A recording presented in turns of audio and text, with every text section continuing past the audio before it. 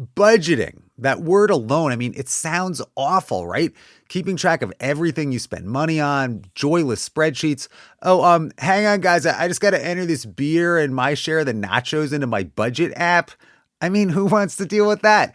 But if it's such a drag, though, why are some of you talking about budgeting like this? I have had such a positive experience budgeting recently. And I am a budgeting wizard. I'm actually super jazzed about it. It's like all I want to talk about. A budgeting wizard. I love that guy. Super jazzed. All they want to talk about. What is going on with these people? What is their secret?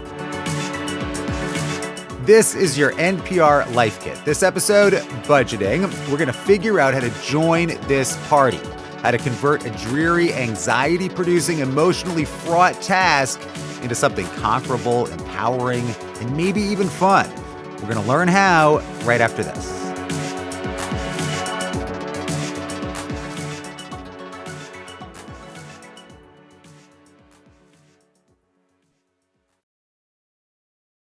I'm Chris Arnold, and I cover personal finance for NPR. And in this episode, we're going to give you 6 tips for setting up and sticking to your budget. And our first big takeaway, call it tip number 1, you need a goal. But it can't just be any goal, right? Because, I mean, you want to stick with this. You want to be a budgeting wizard. You need motivation. This is going to be fun. It can't be just any goal. It has to be something that's specific and meaningful to you. That's Kristen Wong. She's written a book called Get Money, and she writes about personal finance for Lifehacker and other publications. And she says you don't want to try to start a budget just because you think it's something that you should do. If you just have like a vague goal, like, oh, well, I need to be an adult. I need to be a responsible grown-up. You know, I think most of us, when we start budgeting or start wanting to get our finances in order, that's the goal, the best goal that we come up with, you know, like it's time to be an adult. And it's just not a goal that really serves us because it doesn't really mean anything. Mm-hmm. And I mean, also, like, who wants to be a responsible adult? You know, like, that just doesn't sound deep down, fun. That's not really what we want, you know. So, yeah. No. Kristen says, pick a goal that actually is something that you really, really want. Like maybe you want to get out of $10,000, $20,000 worth of student loan debt. Maybe you want to save up $3,000 for a trip to South America. Then on a Friday night where you have nothing else to do and your friends say, hey, let's go to this hip new restaurant. You know it's going to be $50, but you don't really have a good reason to say no, except that this, you know, budget tells you not to. But when you have a goal like, okay, I want to save $3,000 for a trip to South America. Well, now you have a reason to say no to that $50 dinner because you have something to say yes to now.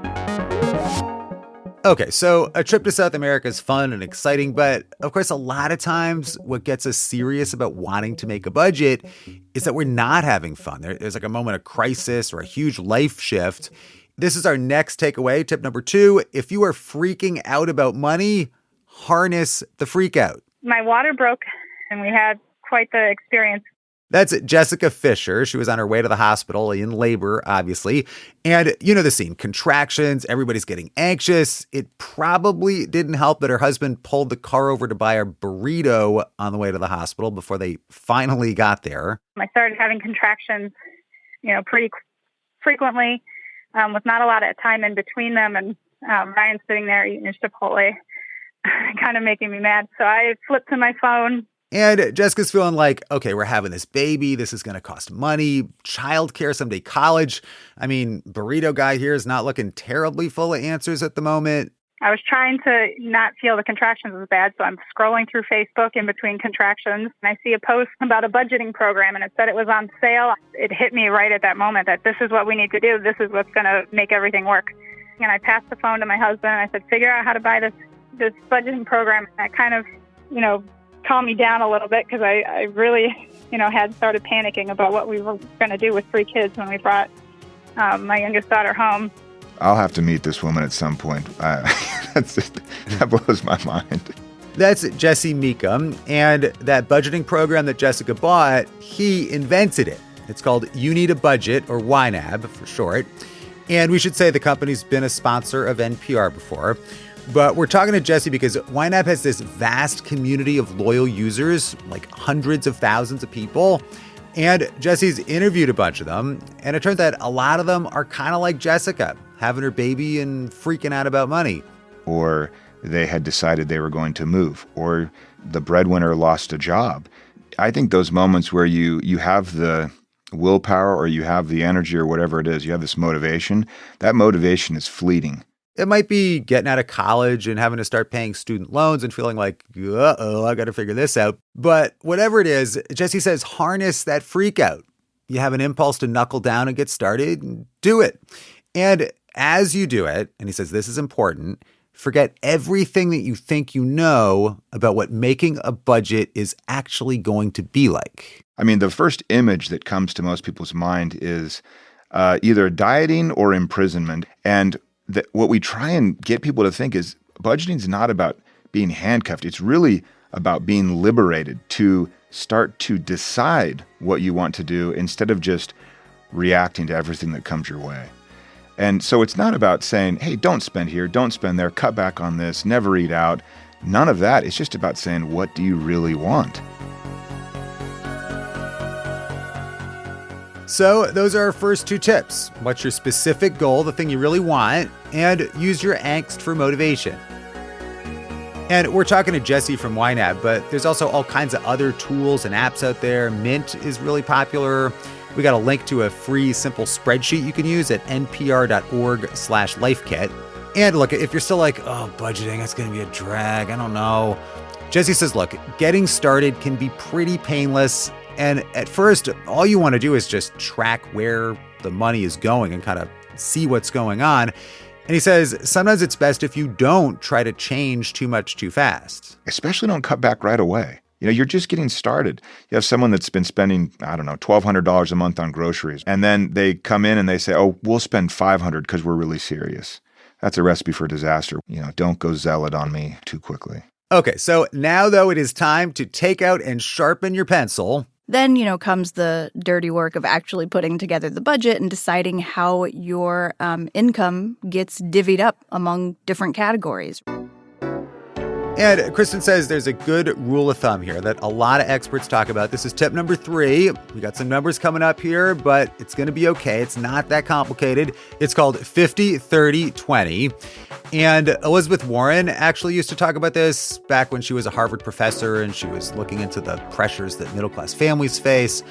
And all right, it's called 50-30-20. Here's how it works. It goes like this. 50% of your after-tax take-home income should go toward basic living necessities, like your rent, like your groceries, like your utility bill. So that's easy. Half your income for the big fixed costs in life. And then 30% should go toward discretionary expenses, things that you don't necessarily need but you want, like your Netflix subscription, restaurant spending, clothing, makeup, stuff like that.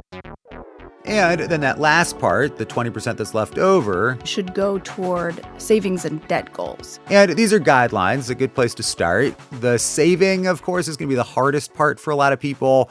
That is very tough, especially when you're not making that much money. But we have a whole episode just on how to save more money. There's a lot of good, high-value information in there, so check that out.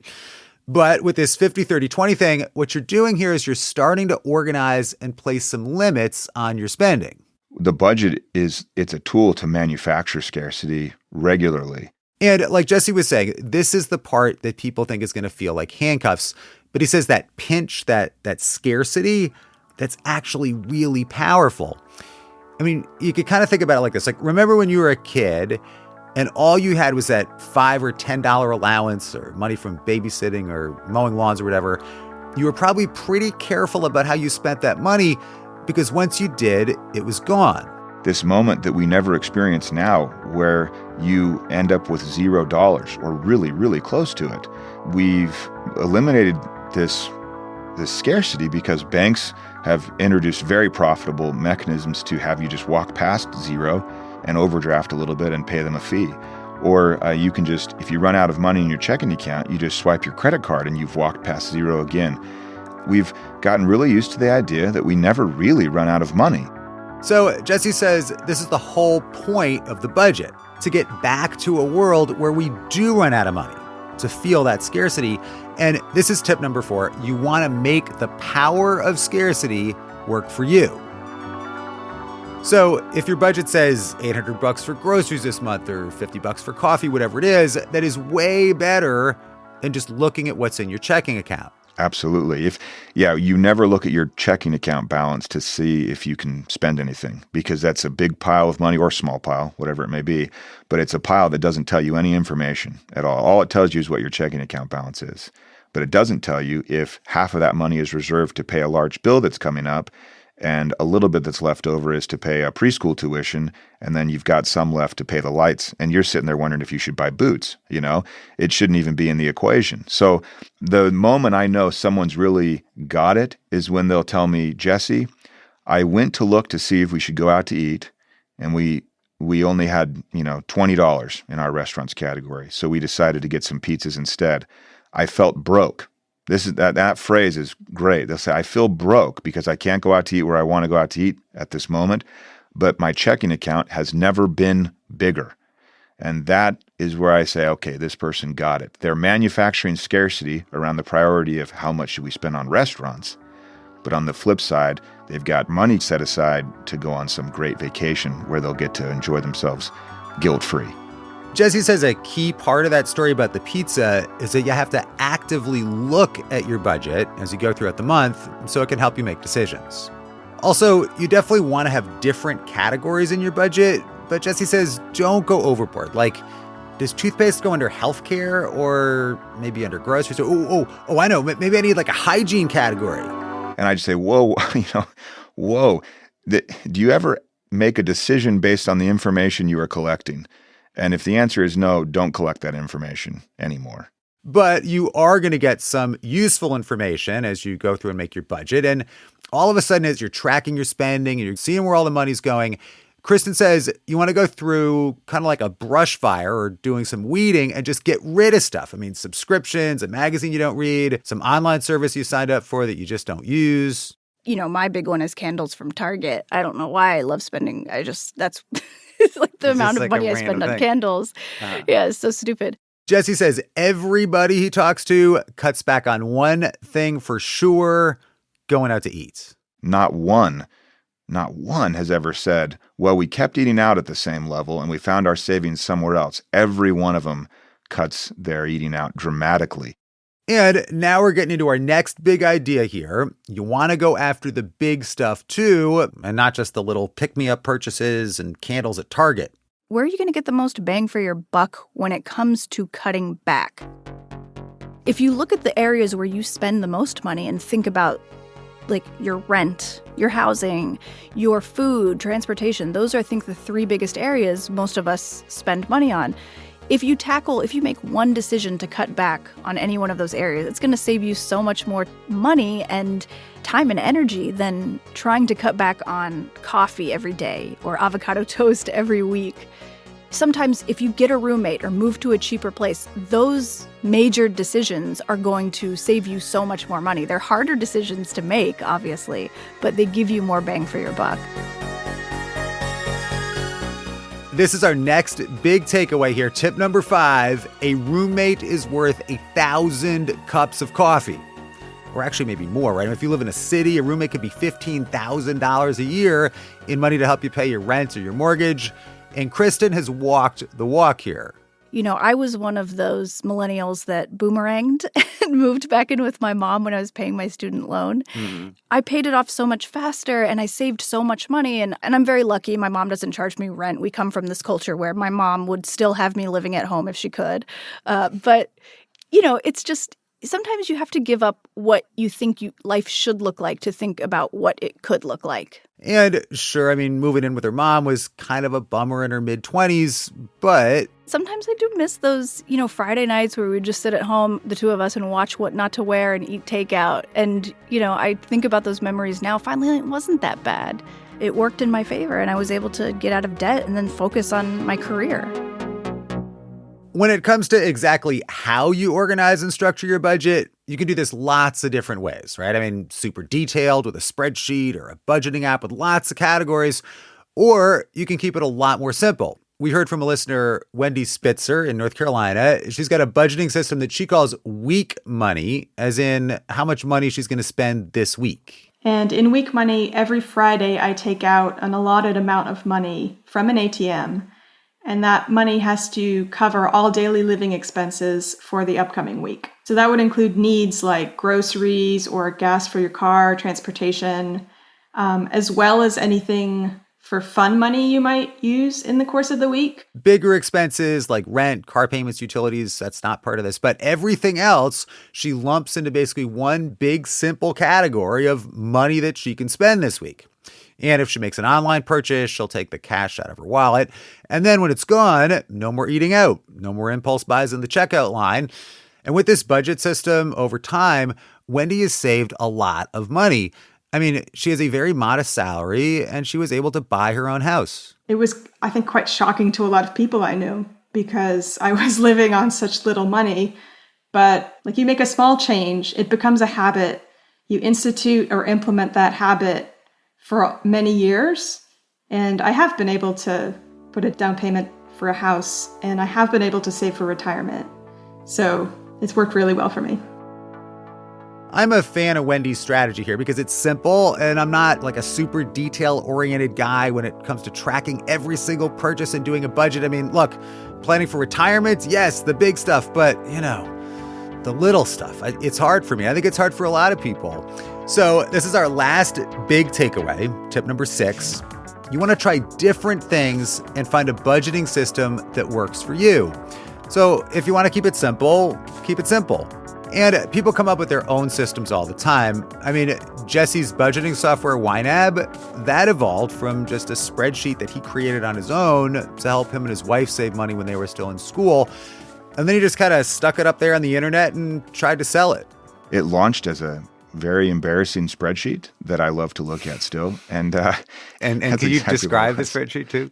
I don't want to because it's embarrassing. Excel has so many colors you can choose, and I chose all of them in my first spreadsheet. So it was a hideous cacophony of color, and but it worked, and it taught me that the tool it really plays second fiddle, and the first most important thing is your approach. And the effective thing about the tool that I'd built was that it forced us to approach our money thinking about it in a different way. Meaning thinking about budgets and money as a way to have the best life that you possibly can, the things that you really want with the money that you have, whether that's more great vacations or paying off your student loans or saving up to buy a house.